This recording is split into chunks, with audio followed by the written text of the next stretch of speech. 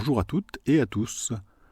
Depuis juillet 2023, j'ai le plaisir d'accueillir le podcast BDSM de Larry. En voici un épisode.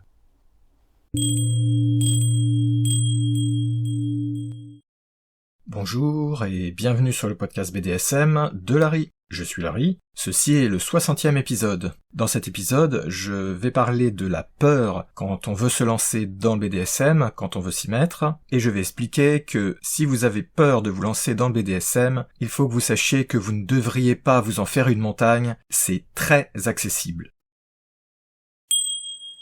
Première partie, pourquoi cet épisode est une présentation du problème. Cet épisode est donc le 60e et j'ai réalisé maintenant que j'ai donc derrière moi un certain nombre d'épisodes, j'ai réalisé un petit problème, c'est que beaucoup de personnes ne vont pas écouter tous les précédents, évidemment. Du coup, c'est un peu gênant que j'aborde à chaque fois des sujets qui sont totalement divers parce que j'ai un peu peur que les personnes qui débutent, qui sont quand même pour une grande part le public qui est visé avant tout, j'ai un peu peur que les personnes qui vont écouter mes nouveaux épisodes manquent un certain nombre de choses que j'ai expliquées au début. Évidemment, j'ai pas non plus envie de me redire et de refaire les épisodes que j'avais publiés au départ. Du coup, j'ai choisi d'aborder une double stratégie. La première, ça fait déjà un moment que je l'utilise, c'est de faire des rappels quand c'est nécessaire au milieu des épisodes. Ça, évidemment, je le fais pour les choses les plus importantes. Par exemple, je rappelle régulièrement, vous l'aurez peut-être remarqué, que le BDSM est très répandu. Ou encore qu'il faut pas avoir peur de ci ou de ça, ou que je remets en place un certain nombre d'éléments du folklore. Des choses que je fais régulièrement, parce que ce sont des points tellement fondamentaux que même des fois des personnes qui connaissent le BDSM les ignorent, donc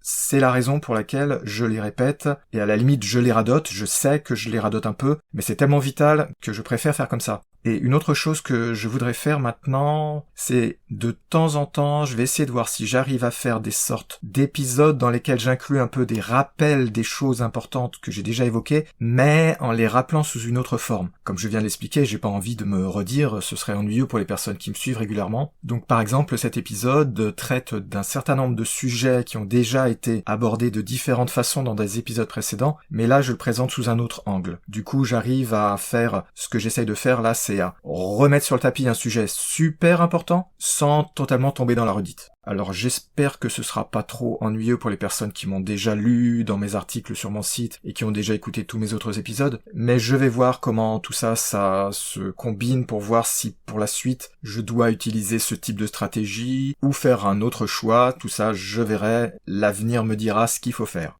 Dans cet épisode, donc, je vais traiter d'une partie du problème très important de la peur quand on veut se lancer dans le BDSM. Quand je dis peur, comprenez au sens large. C'est pas juste peur, par exemple, d'en parler, ou peur d'évoquer le sujet, peur simplement d'y penser. C'est tout ce qui est, au sens large, les hésitations, si vous voulez. Au-delà de la peur, ce sont surtout les hésitations. Le BDSM, c'est super, je suis bien placé pour en parler, évidemment. Sinon, vous vous doutez bien que je ferai pas tous ces podcasts et ces articles sur mon site.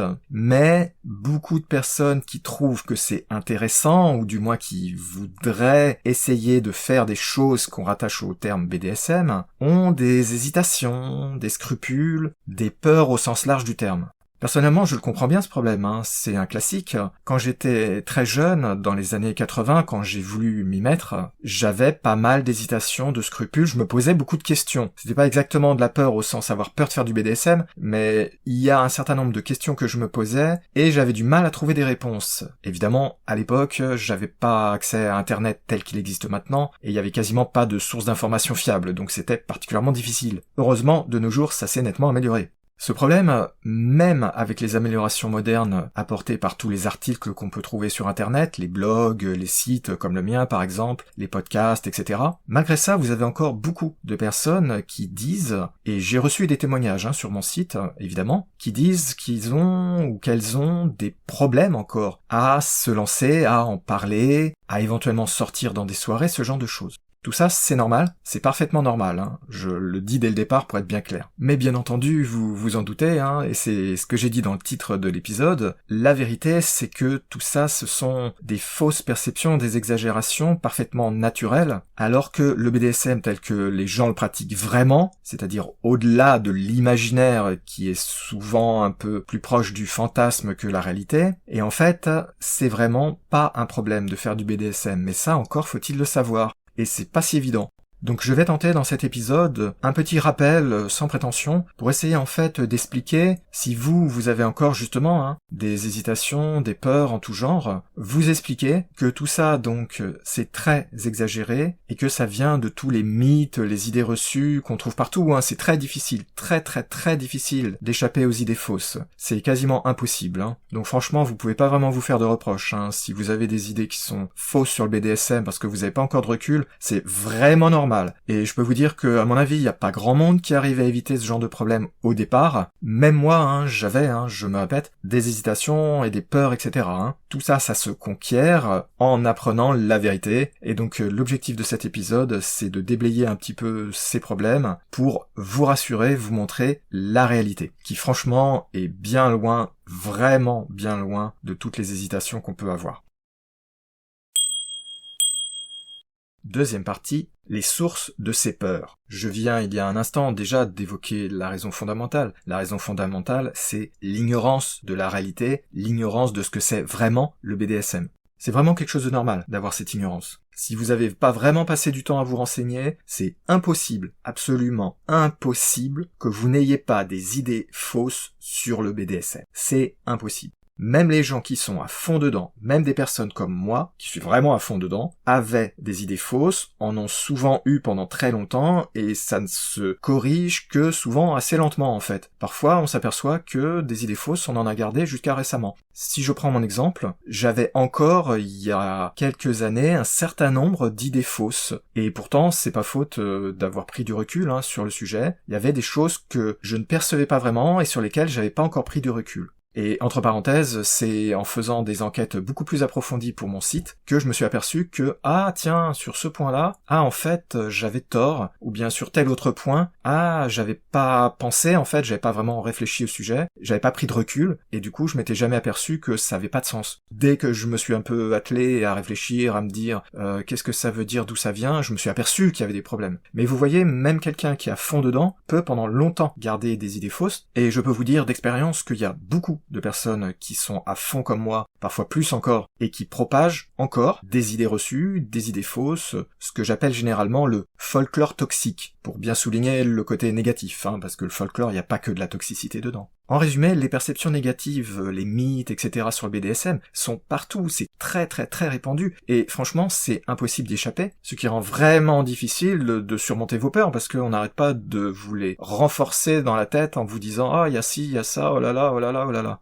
Un autre problème qui est directement corrélé à ça, c'est la peur, naturelle encore, bien entendu, de l'inconnu. Si vous avez pas vraiment d'informations sur le BDSM, parce que vous êtes peut-être pas encore trop renseigné, ou que vous n'avez pas trouvé des sources d'informations intéressantes, forcément, donc, je viens de le dire, vous avez des idées fausses, etc., c'est normal. Et la plupart du temps, quand on s'est formé justement des idées fausses sur le BDSM, sans rien lire, mais en général, c'est à partir de quoi? C'est à partir de l'image projetée par les médias, les images nombreuses projetées par les vidéos BDSM porno bien sûr, les bandes dessinées porno évidemment, les mangas ou hentai porno aussi, tout ça, ça contient beaucoup d'idées fausses qui ne sont pas surprenantes, vous le savez déjà, le porno par exemple en général est assez loin de la réalité de tous les jours, c'est-à-dire les pratiques en elles-mêmes, vous les voyez donc elles existent, mais les attitudes etc, vous le savez certainement, sont souvent très irréalistes, voire carrément totalement déconnectées de la réalité ou désagréables et à éviter. Pour le BDSM, c'est exactement pareil, mais comme il y a une aura extrêmement forte autour du BDSM, ça c'est quelque chose que j'explique toujours, c'est que il faut pas s'y laisser prendre. Le BDSM, c'est super, je suis le premier à le dire, mais il y a autour du concept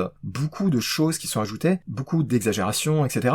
Et il y a donc quelque chose que moi j'appelle une aura, qui est renforcée beaucoup par les personnes qui font du BDSM et qui poussent un folklore qui est en réalité plus ou moins inexistant, mais tout ça mis bout à bout, ça donne une espèce d'image très déformée du BDSM. BDSM. Et évidemment, quand on est confronté à la vision que vous proposent la plupart des médias, hein, même ceux qui essaient de bien faire et de démythifier le BDSM en général, franchement, ils tombent souvent dans des panneaux qui sont énormes, et ils disent parfois des choses qui sont totalement incorrectes, même si c'est de bonne volonté, hein, de bonne foi. Et donc, évidemment, le porno BDSM a exactement les mêmes problèmes que le porno non BDSM, sauf que j'irais jusqu'à dire que c'est pire. Parce que souvent, les personnes qui font du porno BDSM poussent un certain nombre de présentations, de façons de faire, etc., qui sont vraiment éloignées de la réalité, mais surtout qu'ils croient, à tort hein, bien sûr, qu'ils croient être ce que les personnes qui regardent attendent. Et dans ce que j'ai pu voir, en tout cas personnellement, j'ai toujours trouvé que c'était encore plus déconnecté de la réalité que le porno normal.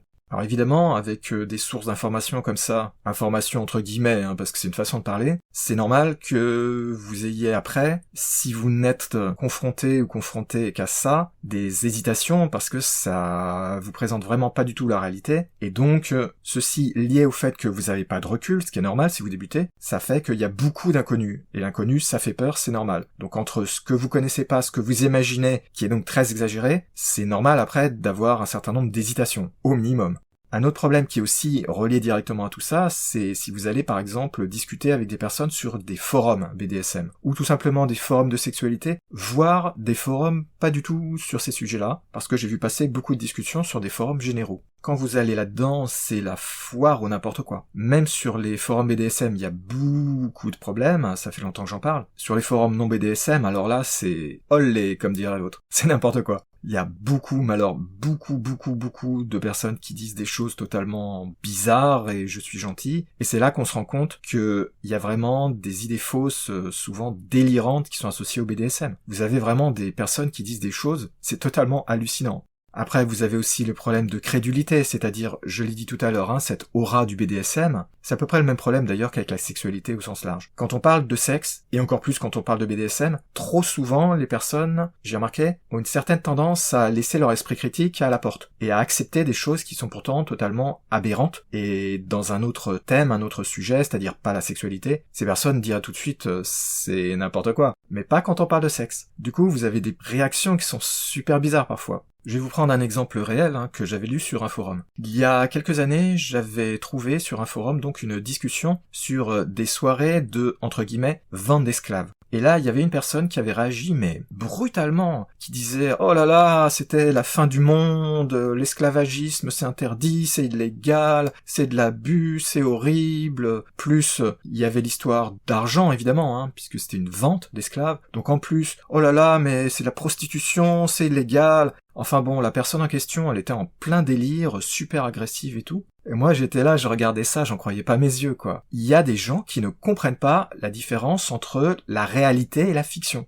Je l'ai déjà dit ça très souvent dans le passé, donc vous m'excusez si je me répète, mais c'est vraiment choquant à quel point il y a des personnes qui acceptent n'importe quoi, alors qu'il suffisait de réfléchir quelques secondes pour se rendre compte que tout ça, c'est un jeu de rôle, c'est pas la réalité, c'est pas des vraies personnes qui sont réellement esclaves, c'est pas du vrai argent qui est échangé, évidemment, tout ça c'est un jeu le temps d'une soirée avec des billets de type billets pour jouer à des jeux de plateau, y a rien de vrai là-dedans, c'était évident. Mais non, la personne en question était partie dans des délires. Je prends cet exemple parce qu'il m'avait frappé, mais j'en ai vu passer pas mal d'autres.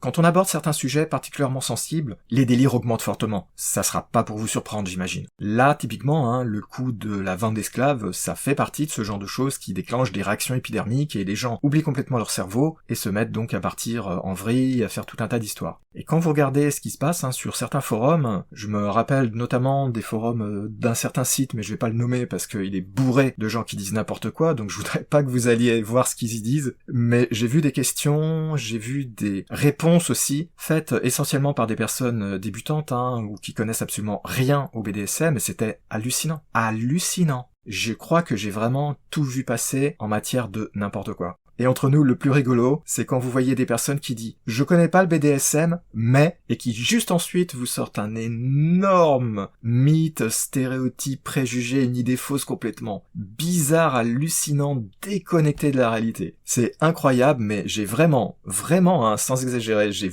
lu plus exactement, des personnes qui écrivaient ça dans des forums, qui écrivaient explicitement « Je connais rien au BDSM » et qui ensuite vous sortaient un complet délire et là vous vous dites « Mais ces gens-là, faudrait quand même qu'ils comprennent comprennent que si on sait vraiment rien sur un sujet, vaut peut-être mieux éviter de parler et de se présenter, surtout avec un ton moralisateur ou avec une façon de parler qui donne l'impression que ils veulent vous convaincre de ci et de ça, alors que vraiment, ils comprennent absolument rien au sujet. C'est vraiment choquant. Un autre facteur, évidemment, pour la peur, c'est la peur, la difficulté pour en parler autour de vous. J'en avais déjà parlé dans mon épisode numéro 14, où j'expliquais comment parler de BDSM. Déjà, en parler autour de soi, je vous apprends rien, je pense, c'est encore de nos jours un réel problème, c'est risqué, ça reste risqué. On a beau dire que oui, maintenant, le BDSM, on en parle plus ouvertement, les médias ceci, cela, oui, c'est vrai, mais faut pas non plus exagérer, c'est pas pour autant que c'est pas encore très tabou, et il y a beaucoup, mais alors beaucoup de personnes qui réagissent mal quand on évoque le sujet. Je suis bien placé pour le savoir, puisque moi qui suis à fond dedans, évidemment, vous vous doutez bien que j'ai déjà tenté d'aborder le sujet avec un certain nombre de personnes, en dehors des, entre guillemets, milieux BDSM, c'est-à-dire des forums ou de réunions BDSM où j'avais une certitude que les personnes en face savaient de quoi on parlait et n'allaient pas me rejeter, et donc quand j'ai évoqué le sujet, plusieurs fois, je me suis retrouvé avec des rejets plus ou moins graves. Ça m'est arrivé dans le passé, j'ai perdu une amie à cause de ça, qui pourtant était très ouverte sur les discussions sur le sexe, mais parler de ça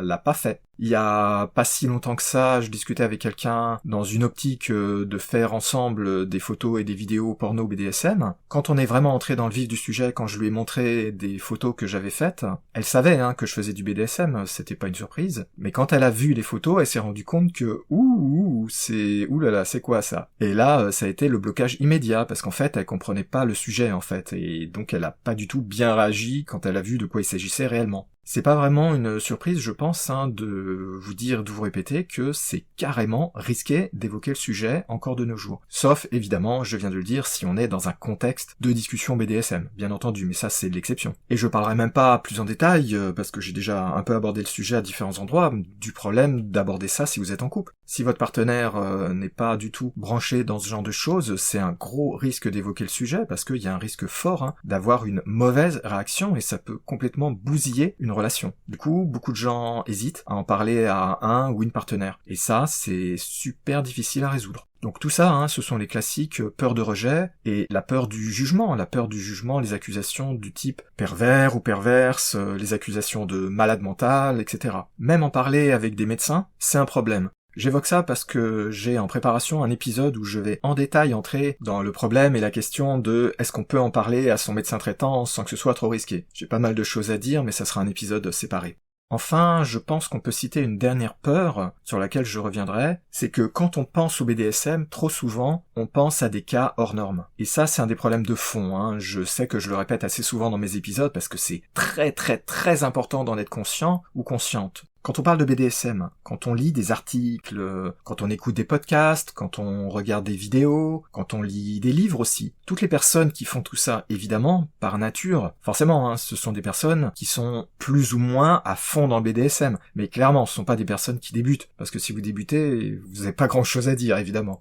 Et du coup, ces personnes, trop souvent, je l'ai déjà expliqué plein de fois, ont une tendance, parfois une tendance extrêmement forte, à présenter leur BDSM, ou du moins le BDSM, que font les personnes qui sont dans leur entourage. Vous imaginez bien que si moi, par exemple, qui suis à fond dedans, je parlais que de ce que moi je fais, ce que les personnes que j'ai pu fréquenter font, vous auriez une image ultra déformée du BDSM, parce que vous n'auriez que des présentations de cas qui sont hors normes. Et donc ça, c'est un gros problème, parce que forcément, après, comment est-ce que vous pouvez ne pas avoir en tête des cas comme le mien, par exemple, et comme tous ces auteurs et auteurs de livres, etc. C'est absolument normal d'en déduire que ce que font ces gens-là, c'est le BDSM, entre guillemets, donc quand je fais du BDSM, il faut que je fasse comme eux. Alors que non, bien sûr, c'est évident, vous m'excusez si je dis des évidences, mais bien sûr que non. C'est évidemment une minorité, les personnes qui sont à fond dedans, comme pour absolument toute pratique, tout hobby, etc., évidemment. Du coup, vous pouvez parfaitement faire du BDSM d'une façon très différente, et il y a probablement assez peu de chances, si vous écoutez ce podcast, que vous soyez dans la catégorie justement des gens qui sont ou qui seront vraiment à fond dedans, parce que c'est très rare. Mais ça, c'est pas évident de le réaliser, en fait. Et avec le problème de l'aura, que j'ai déjà décrit précédemment, vous avez cette idée-là, vraiment que, ah ouais, c'est trop bien le BDSM, mais vous avez forcément, par nature, c'est impossible d'y échapper, en tête plein d'images qui sont des images de personnes qui font des choses déjà très intenses, voire à la limite de l'extrême. Vous avez des témoignages de personnes qui sont à fond dedans, etc. Donc, forcément, ça vous donne l'impression que tout ce qu'on vous dit, tout ce que ces personnes-là vous montrent, vous disent, vous expliquent, que tout ça, c'est la façon dont on doit le faire, le BDSM. Alors que ça a aucun sens, évidemment, quand on prend un peu de recul. Mais c'est pas évident, de prendre du recul avec cette aura du BDSM, ce matraquage incessant de mythes et d'idées fausses qu'on vous fait. C'est très difficile de prendre du recul. Donc vous voyez, maintenant que j'ai essayé de synthétiser un petit peu les facteurs principaux, c'est pas difficile de comprendre pourquoi après il y a beaucoup de personnes qui ont des hésitations et qui ont des peurs. C'est normal dans un tel contexte. À la limite, j'irais jusqu'à dire que si vous n'avez pas au minimum un peu d'hésitation, de scrupules, de peurs diverses et variées, c'est quasiment anormal. Ou alors c'est que vous vous êtes vraiment bien renseigné. Conclusion, c'est pas évident du tout d'éviter ce problème. C'est un problème de fond, c'est un gros problème, c'est un problème majeur quand on veut débuter le BDSM, quand on a des envies de faire des petites choses, ou des choses qui sont pas si petites que ça. C'est difficile parce que vous avez toutes ces choses que je viens de décrire qui sont contre vous en fait. Et c'est bien malheureux parce que, je l'ai dit, le BDSM, le vrai BDSM, c'est-à-dire au-delà des idées reçues, non, c'est pas tout ça, ça a rien à voir avec tout ça. Et ça, je vais en parler dans la partie suivante. Troisième partie, la réalité et quelques pistes. Le BDSM, c'est super. C'est pas moi qui dirais l'inverse. Mais il faut bien le reconnaître. C'est super, mais c'est aussi très surfait. Il y a beaucoup d'exagération. On en fait toute une montagne le plus souvent. Il y a une quantité absolument monstrueuse d'idées fausses, de folklore toxique, d'idées reçues totalement bizarres, de délires. Il n'y a pas d'autre mot, parce qu'il y en a beaucoup des délires quand on parle de BDSM. Et tout ça, ça vous masque la réalité. La réalité, c'est pas ça, c'est pas tous ces délires. Même pour les gens comme moi, qui sont à fond dedans, qui font des choses qui peuvent paraître très intenses, parfois un peu effrayantes, mais qui ne sont pas ce que font la plupart des gens, eh bien tous ces délires, etc., même pour moi, je le vois que ce sont des délires. Ce n'est pas le genre de choses que font même des personnes qui en font de façon intense et généralement de façon, entre guillemets, extrême. Mais vous voyez, il y a quelque chose que moi je trouve frappant, je pense que vous allez être d'accord avec moi, c'est que, je l'ai déjà expliqué souvent, le BDSM, c'est très répandu. Si je prends l'exemple de la France, j'estime qu'il y a au moins 5 millions d'adultes qui font du BDSM. À tous les degrés, bien entendu, du plus léger au plus intense. C'est un nombre énorme. C'est vraiment donc très répandu. Plus que bien d'autres pratiques, bien d'autres passe-temps et hobbies. Du coup, quand on prend un peu de recul et qu'on se dit « mais il y a énormément de personnes qui en font », la question qui se pose c'est « mais alors, pourquoi est-ce qu'il y a tous ces mythes, ces idées fausses, toujours cette idée donc de s'en faire toute une montagne, plein d'exagérations, etc. » Il y a des millions de personnes qui en font. Ça montre bien que c'est très accessible, non? En tout cas, personnellement, je pense que ça, déjà, c'est une bonne démonstration en soi. Je devrais, à la limite, pas avoir besoin d'ajouter beaucoup d'autres facteurs. Le simple fait qu'on vous montre, d'une façon certaine, parce que c'est pas un chiffre que je sors de mon chapeau, les 5 millions. Ça a été vérifié, validé par des études sur le BDSM. Même si ce n'est qu'un ordre de grandeur, parce qu'on peut pas donner, évidemment, des chiffres très précis. Donc si vous avez comme ça un pourcentage énorme d'adultes qui font du BDSM, c'est que c'est à la portée entre guillemets, de tout le monde. Vous pourriez remplacer le BDSM par faire du vélo, et vous auriez à peu près le même concept, vous voyez ce que je veux dire? Donc le souci, je me répète, c'est vraiment que trop souvent, les seules personnes qui sont considérées, qui sont prises en compte, ce sont vraiment les personnes qui sont à fond dedans, c'est ce que moi j'appelle le 0,1%, ou moins que ça en fait, parce que la plupart des gens ne veulent pas faire de choses spécialement intenses. Pour reprendre le coup du vélo, pour un point de comparaison, c'est comme dire que pour faire du vélo, il faudrait obligatoirement courir dans le Tour de France. C'est évidemment absurde, ça vous fait sursauter, c'est tellement bizarre. Mais quand on parle de BDSM, c'est ça. On vous présente les choses de cette façon-là. Alors, évidemment, c'est très trompeur. Et à partir du moment où on regarde, l'exemple du vélo est un bon exemple, si on regarde ce que fait une personne moyenne, normale entre guillemets, c'est-à-dire qui n'est pas à fond dans le vélo, qui va en faire une fois de temps en temps avec des amis par exemple, le week-end, on voit bien que c'est pas un problème de faire du vélo. C'est accessible à tout le monde, quasiment tout le monde. Le BDSM, c'est exactement pareil. Il n'y a pas besoin vraiment d'aller chercher plus loin en fait, c'est similaire. Le simple fait qu'on soit capable de vous dire que c'est fait par un pourcentage énorme de la population est à mon sens suffisant déjà pour expliquer que c'est vraiment accessible. C'est pour ça que dans mon épisode où j'avais parlé du mythe que le BDSM c'est réservé aux riches, qui auraient, soi-disant, des châteaux, des donjons, etc. C'est un peu le même problème. Là aussi, on peut pas regarder une infime minorité de personnes, parce que sinon, est-ce qu'en France, il y a 5 millions de personnes qui sont riches, qui ont des châteaux et des donjons? Non, évidemment. C'est pour ça que j'avais fait la blague quand j'avais parlé dans cet épisode, donc, de l'absurdité du concept que c'est réservé aux riches. Non, le BDSM, c'est accessible à tout le monde.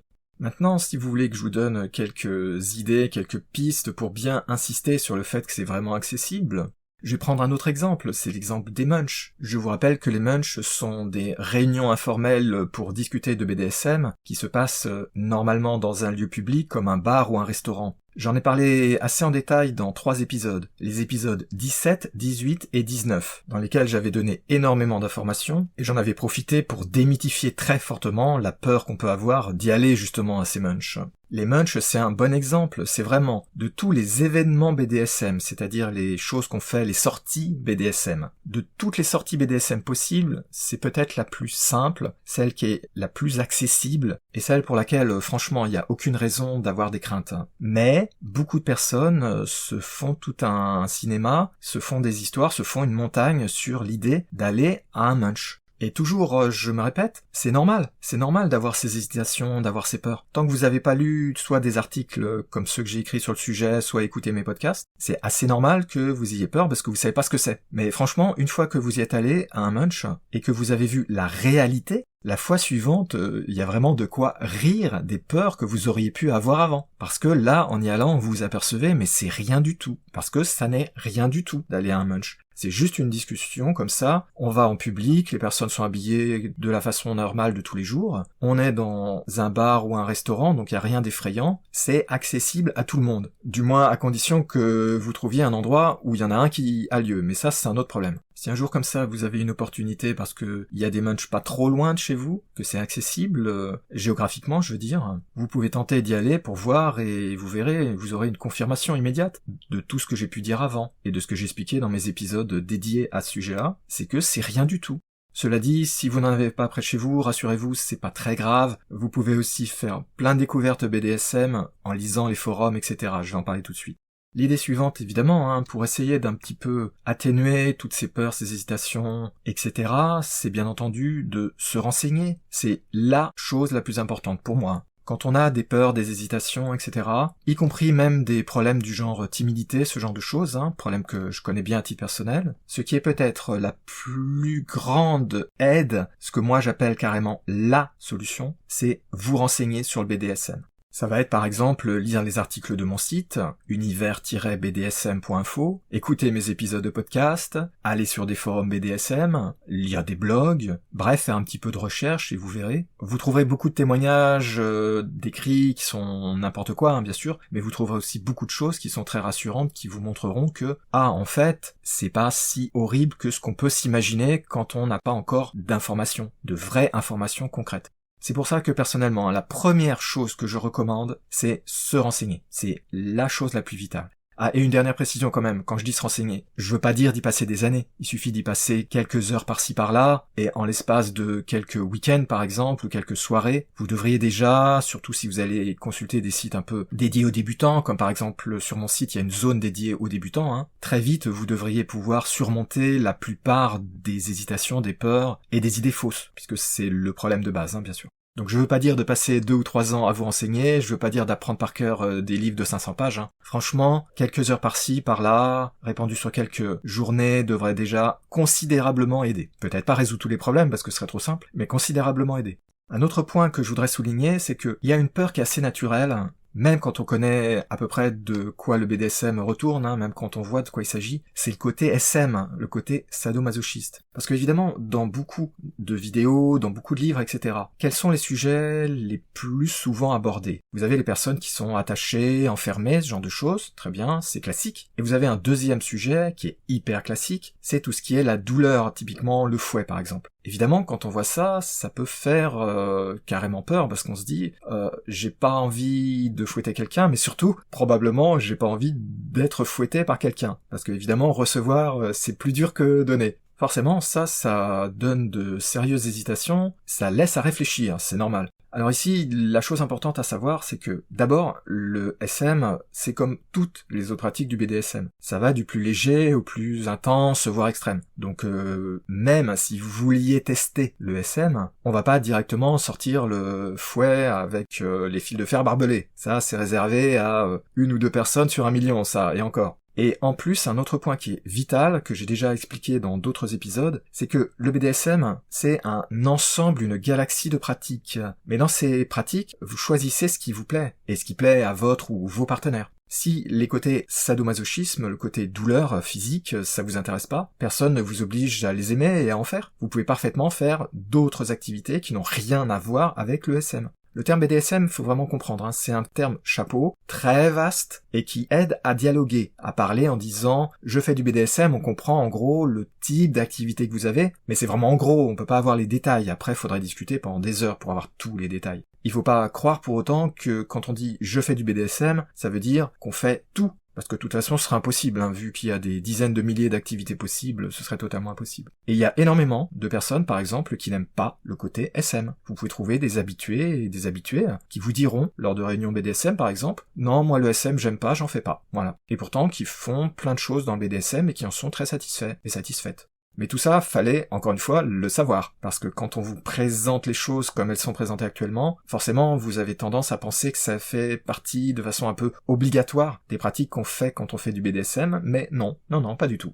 Enfin, un dernier point qui est très important, je pense, une dernière piste pour vous rassurer, dans laquelle je vais redire ce que j'ai déjà dit avant en fait, c'est que pour la plupart des gens, le BDSM va rester une activité plutôt ponctuelle, on en fait de temps en temps, histoire de pimenter un peu sa vie sexuelle non BDSM, et ça reste le plus souvent relativement simple, relativement léger. Vous pouvez par exemple utiliser une petite paire de menottes que vous avez achetées en sex shop, et éventuellement donner une petite fessée ou des choses comme ça, jouer avec des glaçons, ce genre de choses, vous voyez, il n'y a rien d'extrême là-dedans. Mais pourtant c'est très satisfaisant. En soi c'est rassurant, mais il y a aussi un autre intérêt à se garder tout ça bien en tête en permanence, c'est que du coup ça rend beaucoup plus facile d'en parler et éventuellement de convaincre ou de trouver un ou une partenaire. Si vous prenez un cas de personnes qui font des choses très intenses, par exemple, moi je me ramène et je dis « je voudrais faire 200 coups de fouet ». Vous imaginez bien qu'il va pas y avoir grand monde qui va dire « oui, on y va ». Par contre, si vous dites « moi ce que j'aime bien c'est de temps en temps utiliser un bandeau, une petite fessée, ce genre de choses », vous imaginez bien que ça se vend beaucoup mieux avec un ou une partenaire, et ça se vend beaucoup mieux quand vous faites une recherche dans des forums, dans des sites de rencontres, etc.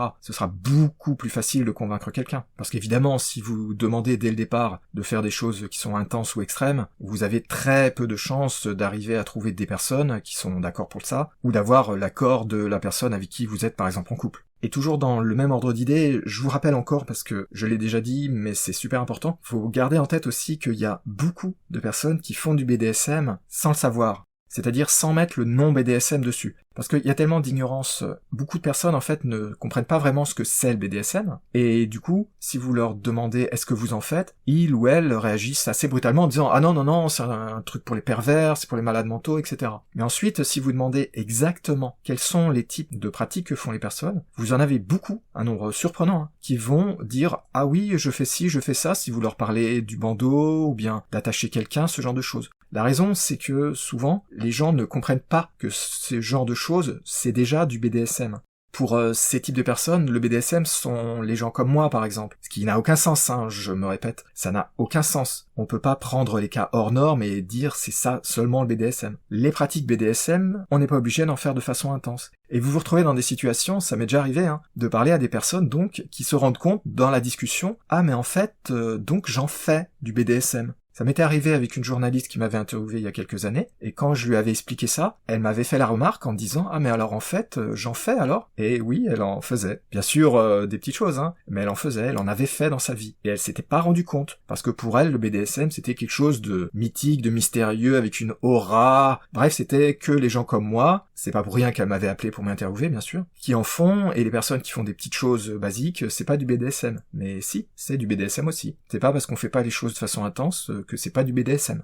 Et j'en profite pour glisser un dernier petit rappel parce que c'est vraiment important. La conséquence de ce que je viens de dire à l'instant, le fait que beaucoup de personnes ne comprennent pas réellement ce que c'est le BDSM, ce que ça recouvre, la réalité des choses. Ça crée un autre problème qui est un peu évident mais qui est super important à garder en tête, c'est que, étant donné que la plupart des gens ne comprennent pas réellement ce dont on parle quand on utilise le terme BDSM, et pire encore le terme SM pour le sadomasochisme, une recommandation que je fais toujours qui est vitale, c'est quand vous voulez discuter de ça avec une partenaire, avec des partenaires potentiels sur un site de rencontre, ou même en discuter dans des forums, surtout, n'utilisez pas les termes BDSM et SM au début d'une conversation avec une personne que vous connaissez pas, dont vous connaissez pas encore les réactions. Même si la personne, vous croyez que parce que c'est quelqu'un qui est à fond dans le sexe en général, peut-être qui fait de l'échangisme ou qui a fait plein de choses, qui a peut-être couché avec des dizaines d'autres personnes, etc., ça ne veut pas dire qu'il n'y aura pas une réaction très violente, très épidermique. Rappelez-vous tout à l'heure, j'avais dit que j'avais perdu une amie à cause de ça, et pourtant elle avait pas peur du sexe.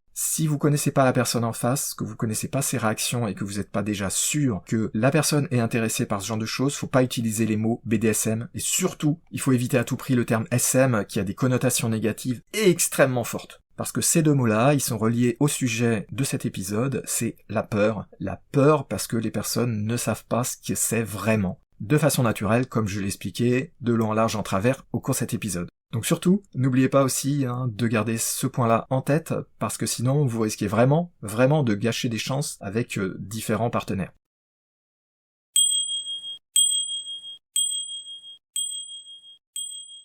Le BDSM, c'est très répandu, ça a beaucoup de succès, et ça se comprend que ça a du succès, parce que, je le dis toujours, c'est super le BDSM. Et pourtant, que de malentendus, que de discriminations aussi, que d'attaques contre les personnes qui en font, qui voudraient en faire, alors que c'est si répandu, c'est totalement surprenant. Malheureusement, on parle de sexualité et c'est toujours difficile quand ces sujets-là sont abordés. Quand en plus le sujet est un sujet qui est jugé un petit peu hors de la norme, peu importe que ce soit pas vrai, que c'est un sujet qui est mal vu historiquement en fait, ça rend les discussions difficiles, ça rend se renseigner plus difficile, et ça contribue à faire propager plein d'idées fausses toxiques, qui elles-mêmes contribuent à garder dans un cercle vicieux une ignorance qui fait qu'il y a plein de peurs sur le BDSM. Et c'est normal de les avoir, ces peurs. C'est pratiquement impossible de les éviter complètement. D'éviter d'avoir au moins quelques hésitations, ça me paraît presque impossible. Du moins tant qu'on s'est pas renseigné, on est bien d'accord.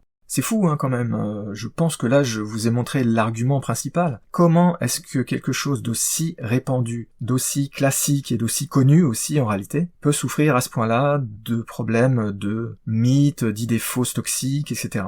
Donc c'est pas aisé à résoudre, mais une chose est sûre, et j'espère que je vous l'aurai montré au cours de cet épisode, c'est que tout ça, c'est vraiment une montagne que les gens se font par ignorance, une ignorance compréhensible, je me répète, mais quand on regarde la réalité, tout ça, ce sont que des exagérations. En réalité, le BDSM, faut pas s'en faire une montagne. C'est vraiment accessible à tout le monde. Et franchement, il n'y a pas de raison de se priver, pas de raison d'avoir des hésitations, pas de raison d'avoir des peurs. Donc, ne vous laissez pas bloquer. Si c'est nécessaire, utilisez les pistes que je viens de présenter pour un petit peu plus explorer tout ça. Si vous débutiez le BDSM ou si vous vouliez vous lancer, que vous avez des hésitations et que c'est à cause de ça que vous avez écouté cet épisode, eh bien j'espère que ce que je viens de présenter vous aidera à faire un premier pas dans la bonne direction, à vous renseigner et à bien réaliser, parce que je vous garantis que c'est vraiment très surfait. On s'en fait une montagne, mais je vous assure, je vous garantis, c'est pas pour rien qu'il y a des millions de personnes en France par exemple qui en font. C'est vraiment pas un problème d'en faire, c'est très accessible. Ne vous laissez pas bloquer, ne vous privez pas, allez-y, renseignez-vous, discutez, mais ne vous laissez pas bloquer, il n'y a aucune raison à ça. Bonne chance dans vos découvertes, et si par hasard vous étiez tombé directement sur cet épisode, et que vous voulez vous renseigner, je vous conseille vraiment d'aller écouter aussi les épisodes précédents que j'ai publiés, ça vous aidera déjà, en plus de consulter mon site bien entendu. J'espère que cet épisode vous aura intéressé, qu'il vous aura plu. Si vous avez des remarques, des questions, des suggestions, des idées d'articles pour mon site, ou d'épisodes pour le podcast, vous pouvez me joindre en allant sur mon site, univers-bdsm.info. Sur la page contact, vous trouverez un formulaire qui vous permet de m'envoyer un message, en restant anonyme si vous le désirez. Sur cette même page, vous trouverez aussi mon adresse email, si vous voulez m'écrire directement. Enfin, vous pouvez trouver mon adresse email sur le site du podcast, à l'adresse podcast.univers-bdsm.info. Si vous avez des choses à dire, n'hésitez pas, je suis toujours très preneur de tous les retours qu'on peut me faire. Merci de m'avoir écouté, et je vous dis à bientôt pour de nouveaux épisodes sur le podcast BDSM de Larry.